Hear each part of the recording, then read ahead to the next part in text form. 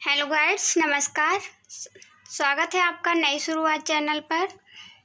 आज अपन लोग देखने जा रहे हैं बाल विकास पेडागोजी के 15 क्वेश्चंस। क्योंकि जो बाल विकास का पेपर होता है वो 30 नंबर का होता है, जिसमें 15 क्वेश्चन तो पेडागोजी के होते हैं। मतलब बाल विकास से संबंधित है कि बच्चा कैसे सीखता है, कैसे माहौल में रहना चाहिए, क्या क्या प्रॉब्लम होती हैं, इससे संबंधित होती है पेडागोजी।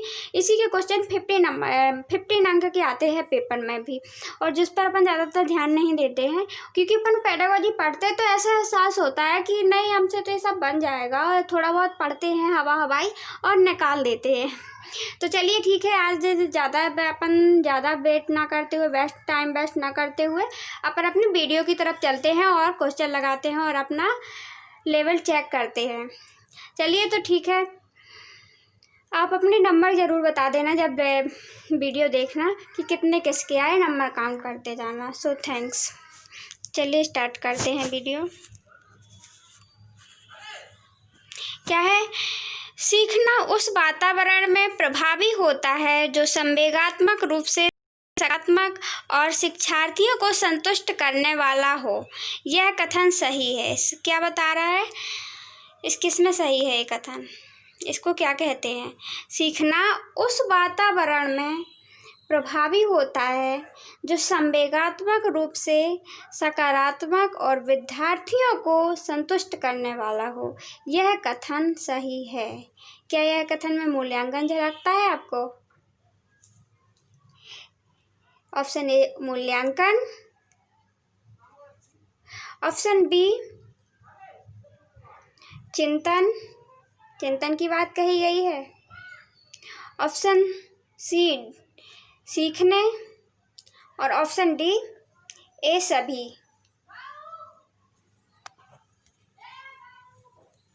तो जो इसका ऑप्शन है, आंसर राइट है, वो ऑप्शन नंबर डी है। क्या है?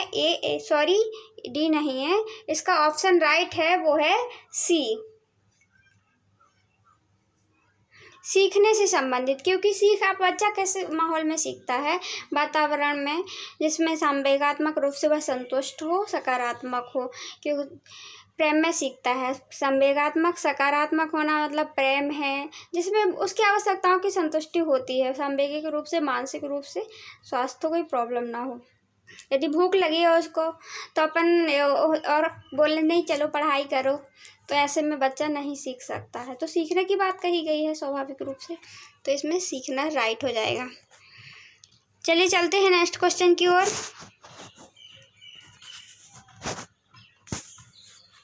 वह अवस्था जब बच्चा तार्किक रूप से वस्तु या घटनाओं के विषय में चिंतन प्रारंभ करता है, वह कौन सी अवस्था होती है?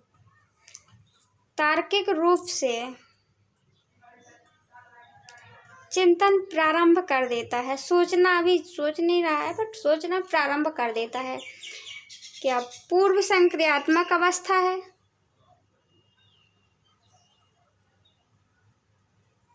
संवेदी गामक अवस्था है, मूर्त संक्रियात्मक अवस्था है, डी अमूर्त संक्रियात्मक अवस्था है? कौन सा राइट हो जाएगा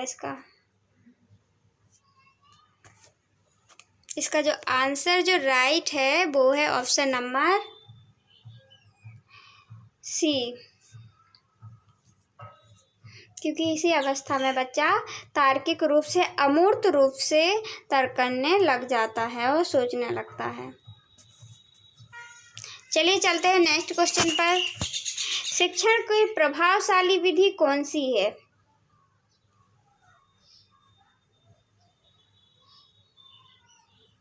स्वयं करके सीखना,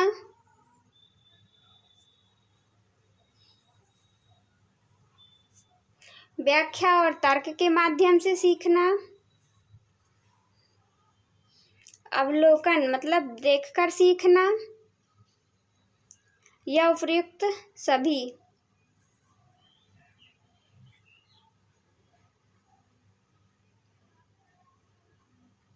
देखिए जो ऑप्शन राइट है इसमें वो है ऑप्शन नंबर डी, क्योंकि करके सीखना, करके ये भी राइट है। व्याख्या या तर्क के द्वारा बच्चा सीखता है तो ये भी सबसे अच्छा सीखना होता है, प्रभावशाली होता है। विधि अवलोकन के द्वारा सीखना, देखकर सीखना, उपयुक्त सभी, ये सभी ही विधियाँ क्या हैं, राइट हैं। चलिए चलते हैं नेक्स्ट क्वेश्चन की ओर। क्वेश्चन नंबर 4, समस्या समाधान वह प्रतिमान है जिससे तार्किक चिंतन होता है। यह कथन किस विद्वान का है? बच्चा होता है समस्या समाधान के रूप में कि नहीं होता है? तो यह उसमें तार्किक चिंतन करता है, जिसके द्वारा ही वह कोई भी समस्या का समाधान कर पाता है। यह किसने कहा है? Option number A, Stanley grey का, स्किनर का, थॉर्नडाइक का, क्रो और क्रो का। क्या राइट होगा इसका ऑप्शन? इसका ऑप्शन जो राइट है वो है option number A, Stanley grey का। प्रश्न 5 पे चलते हैं, 5 पे चलते हैं। पश्च अन्वेषण तथा साधन साध्य विश्लेषण निम्न में से किसके उदाहरण हैं?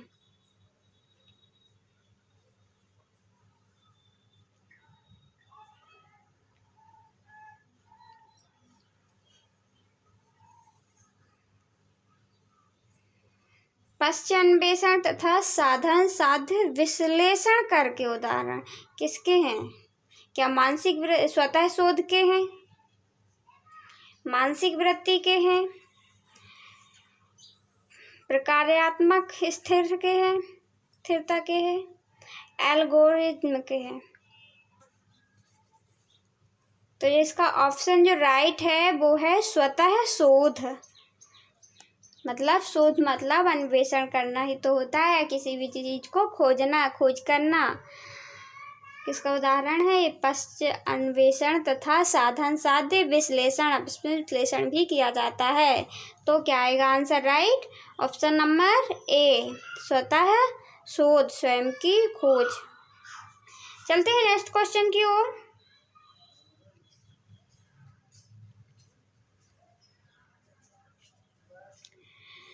संवेग का दमन बढ़ाता है। यदि कोई भी संवेग आता है और अपन लोग डांट देते हैं, या फिर किसी बच्चे को यदि वो प्रेम से बात करता है, यदि अपन डांट देते हैं तो दमन हो जाता है संवेगों का। जैसे वो यदि तो वो रोने लगता है ना, या उसको भूख लगी है और अपन बोलते हैं नहीं चलो पढ़ाई करो, तो इसमें उसका संवेग दमन हो जाता है। तो ये क्या बढ़ाता है? क्या फिर वो बच्चा समायोजन कर पाता है, प्रेम और स्नेह बढ़ाता है, कुसमायोजन बढ़ाता है, या यह सभी बढ़ाता है? जल्दी बताइए।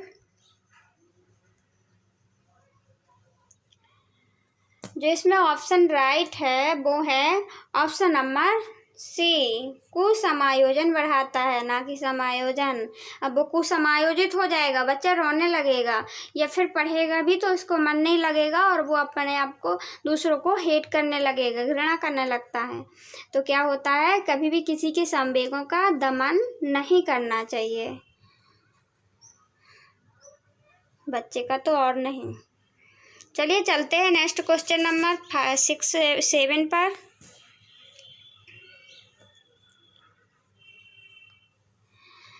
संवेग क्या है? प्यार व स्नेह, क्रोध, भय, ऑप्शन नंबर सी है जो उत्तेजना, परिवर्तन, उपयुक्त में से कोई नहीं। बताइए कौन सा राइट होगा इसमें? संवेग क्या है? क्या प्यार और स्नेह संवेग है? क्या क्रोध और भय, या उत्तेजना, या भावों का परिवर्तन? तो जो इसका ऑप्शन राइट है वो है ऑप्शन नंबर सी। जब संवेग आता है कोई भी तो भावों में उथल पुथल या परिवर्तन तो होता ही है। जैसे भूख लगना, क्रोध आना। क्रोध आएगा तो उथल पुथल होगी कि नहीं होगी भावों में। जब अपन शांत होते हैं तो कुछ और सोचते हैं, भाव होते हैं, परिवर्तन होता है। और जैसे ही उत्तेजन कुछ हो जाता है, क्रोध आता है अपने आप को, तो उसमें भावों में परिवर्तन हो जाता है। फिर अपन सही से किसी से बात नहीं कर पाते हैं।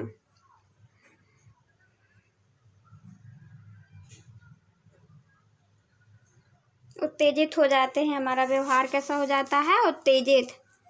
चलिए तो चलते हैं नेक्स्ट क्वेश्चन पर। क्वेश्चन नंबर 8, प्रेम किस प्रकार का संवेग है? क्या धनात्मक संवेग है? बी नकारात्मक संवेग है? सी भावात्मक संवेग है? डी इनमें से कोई नहीं। तो प्रेम किस प्रकार का संवेग है?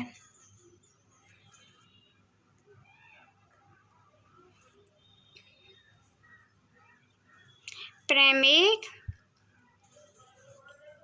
भावों से भरा हुआ संवेग है। ऑप्शन नंबर सी।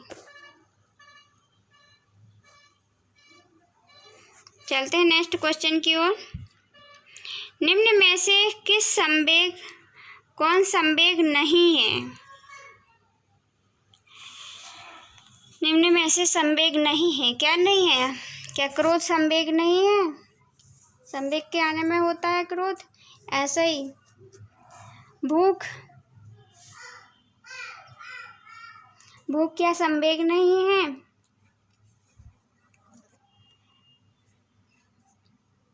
पलायन या भय क्या नहीं है संवेग?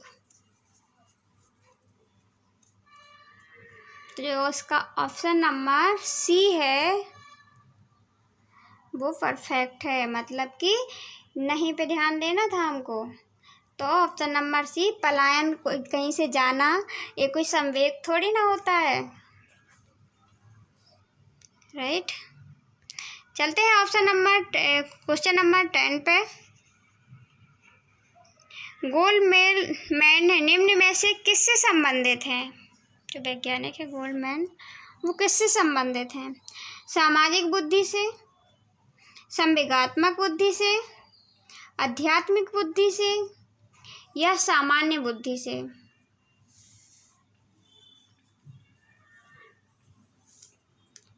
जो गोल्डमैन साहब है ना, वो है संवेगात्मक बुद्धि से।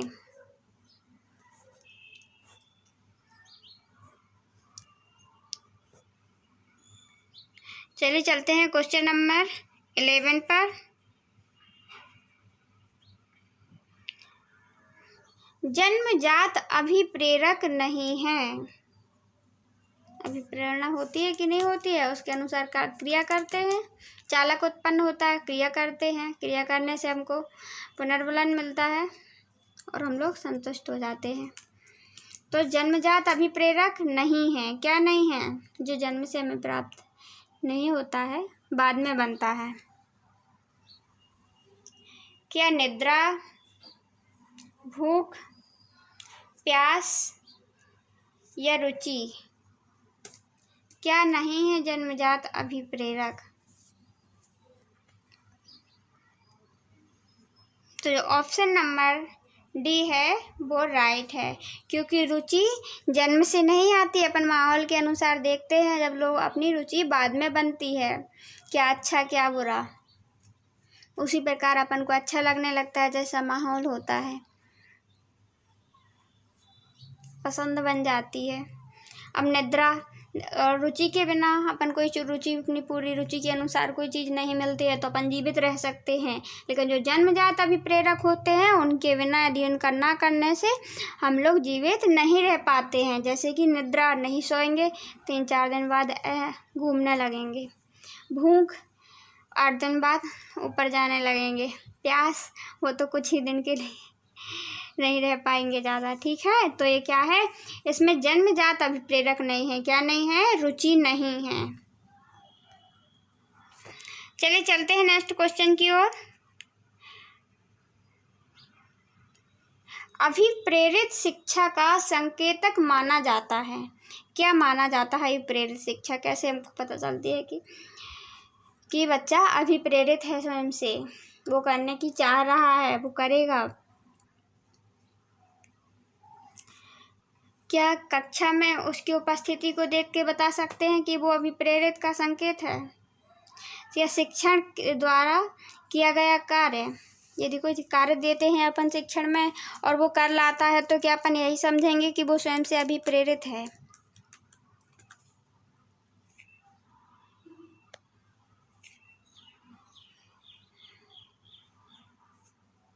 ऑप्शन नंबर सी है उपचारात्मक कार्य, जो उसको उपचारात्मक कार्य करवाया जाता है निदानात्मक के बाद। जब बच्चा नहीं कर पाता है तो दूसरी बार फिर अपन उससे करवाते हैं, या पिछड़ जाता है बच्चा तब करवाते हैं। या ऑप्शन नंबर डी विद्यार्थियों के द्वारा प्रश्न पूछते हैं। यदि कोई विद्यार्थी प्रश्न पूछता है तो अपन अनुमान लगा सकते हैं क्या संकेत है या अभिप्रेरित होने का।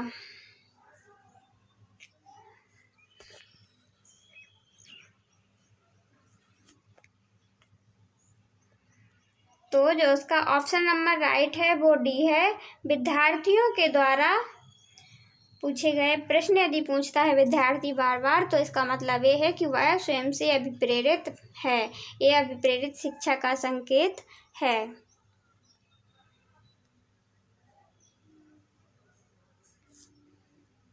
चलते हैं नेक्स्ट क्वेश्चन की ओर। क्वेश्चन नंबर 13, आत्म स्वीकृति से आशय है अपनी योग्यता, रुचि और क्षमता को पहचानना, अपनी व्यक्तित्व और प्रतिभा को स्वयं स्वीकार करना, लोक व्यवहार के अनुरूप कार्य करना, या उपयुक्त सभी।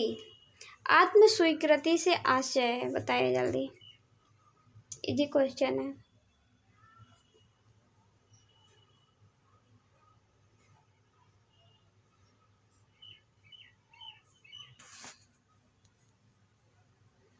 तो जिसका ऑप्शन नंबर राइट है वो है ऑप्शन नंबर बी, अपने व्यक्तित्व और प्रतिभा को स्वयं स्वीकार करना। जैसा व्यक्तित्व है या प्रतिभा है तो उसको स्वीकृत तो करना ही चाहिए, इसका आशय तो यही है। चलते हैं नेक्स्ट क्वेश्चन की ओर। क्वेश्चन नंबर 14, तो ही क्वेश्चन बचे हैं क्योंकि हमने 15 क्वेश्चन लिए थे पेडागोजी के। अभिक्षमता मापन की मुख्य तुलना विधि का विकास सर्वप्रथम किसने किया? प्रकाशन सर्वप्रथम किसने किया?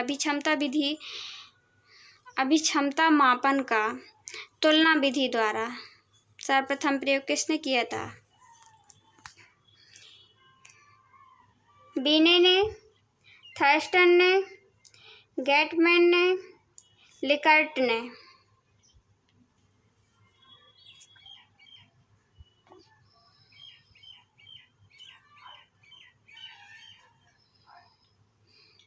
तो जिसका ऑप्शन राइट है वो है थर्स्टन ने, क्योंकि थर्स्टन ने अभिक्षमता मापन की तुलना विधि का प्रयोग सर्वप्रथम किया था, उन्होंने आविष्कार किया था। और समूह कारक सिद्धांत भी दिया था थर्स्टन ने। चलिए चलते हैं आज के लास्ट क्वेश्चन की ओर। क्वेश्चन नंबर 15, मनुष्य की वह शक्ति जो सभी प्राणियों में मनुष्य को सर्वश्रेष्ठ बनाती है उसे कहते हैं, उसे क्या कहते हैं?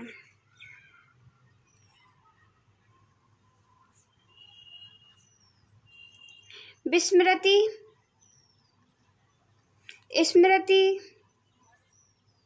तर्कणा, यहाँ पे सॉरी समस्या समाधान लिखा है, समस्या समाधान। क्या कौन सी क्षमता है जो जानवरों से या अन्य प्राणियों से हमको श्रेष्ठ बनाती है? भूलते तो देखिए सब है, हम भी भूलते हैं, जानवर लोग भी भूल जाते हैं और याद भी रखते हैं। तो उनको पता होता है कहाँ जाना है कहाँ नहीं जाना है। स्मृति भी रहती है और विस्मृति भी रहती है, कुछ समय बाद वो भी भूल जाते हैं। या पालतू जानवर होते हैं तो अपने घर ही आते हैं वो लोग। तो सर्वश्रेष्ठ कौन बनाती है? इसका ऑप्शन नंबर बी है जो वो राइट है, स्मृति शक्ति। मनुष्य के पास ज़्यादा होती है। So thanks for watching my video. Please guides, जो भी प्रॉब्लम हो या क्वेश्चनों में जो आपको संशोधन करने को लगे या लगे आपको कि कहीं कोई मिस्टेक हुई हो तो सो सॉरी। और आप कमेंट बॉक्स में कमेंट करके ज़रूर बताएं। और हाँ, ये ज़रूर बताएं कि किसके कितने मार्क्स आए हैं या कितने नंबर मिले हैं, इसमें कौन कौन कितने राइट हुए हैं। Thank you.